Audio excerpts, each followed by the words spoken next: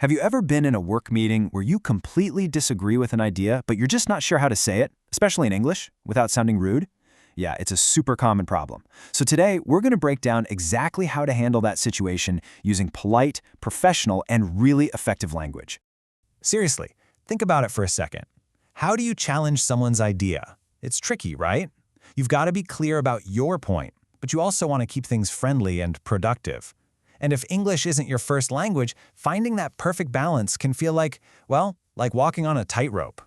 So here's our game plan. First, we'll talk about the challenge itself. Then we'll dive into a really fun case study. Yes, it involves cat videos. After that, we'll break it down into 3 simple steps: expressing confusion, disagreeing politely, and finding a solution. And we'll wrap it all up with a toolkit of phrases you can start using tomorrow.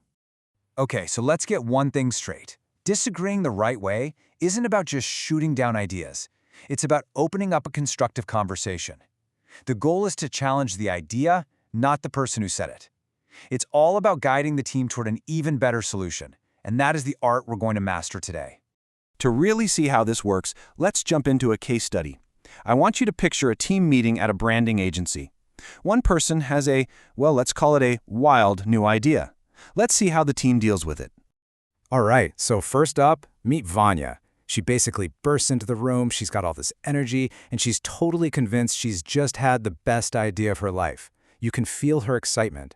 But what is this brilliant idea? Cats. Yep, you heard that right. Vanya's big idea is to plaster their company's social media with hundreds of cat videos for a professional branding agency. As you can probably guess, her colleagues are just a little taken aback.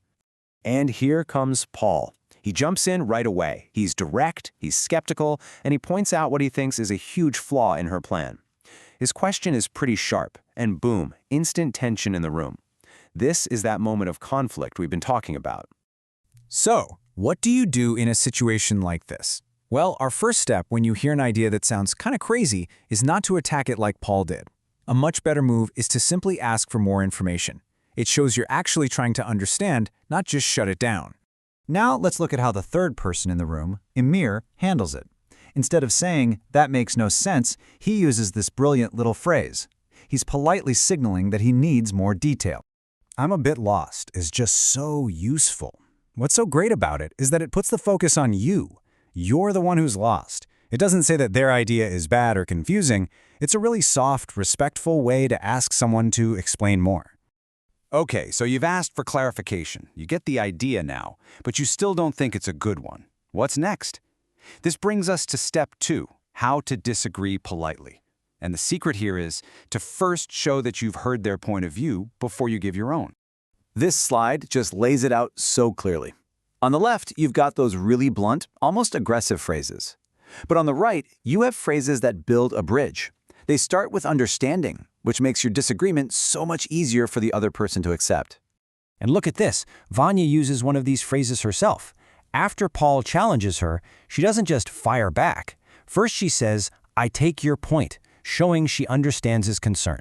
It's only after that she defends her idea. Using "I take your point, but" is such a powerful strategy. It's all about communicating respect. You're basically saying, "I've listened to you, I get your logic," and that makes them way more willing to listen to what you have to say next. And here's Emir again, using a very similar phrase to soften his disagreement. He wants to side with Paul, but he does it so gently. By telling Vanya, "I see where you're coming from," he's validating her intention to get more attention, even if he doesn't agree with her method. Honestly, this might be one of the most useful phrases in all of professional English. It's an amazing tool for keeping the conversation positive and collaborative. It shows empathy and proves you're really thinking about their idea, not just dismissing it out of hand. All right, on to our final step, and this one is so important. After you've expressed your disagreement, you can't just leave it at that. The real mark of a professional is helping the team move from conflict toward a solution together. Look at this move from Emir. He asks a simple, practical question. This is so smart because it shifts the entire conversation away from, "Is this a good idea or a bad idea?" and moves it toward, "How could we make this work?" It's totally constructive and forward-looking. And here's the final play from Emir. He just wraps it all up perfectly. He calms the tension by acknowledging both sides, Vanya's goal and Paul's concern, And then he proposes a brilliant compromise, a small, low-risk test. It's the perfect win-win.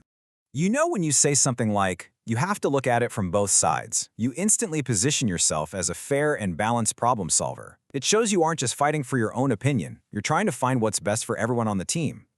Okay, let's put it all together. From that one short meeting about cat videos, we've actually built a super powerful toolkit of phrases that you can use to handle disagreements with total confidence. Here it is, your new cheat sheet. So, to recap, if you're confused, a great thing to say is, I'm a bit lost. If you need to disagree politely, you can try, I take your point, but, or I see where you're coming from, but, and to help find a solution, ask, how exactly do you see this working? It's that simple. But you know, the real key is to actually practice this stuff. So as you finish up here, I want you to think about your next meeting. Which one of these phrases feels the most comfortable for you? Just pick one, give it a try, and see how it makes your conversations in English so much smoother and more effective.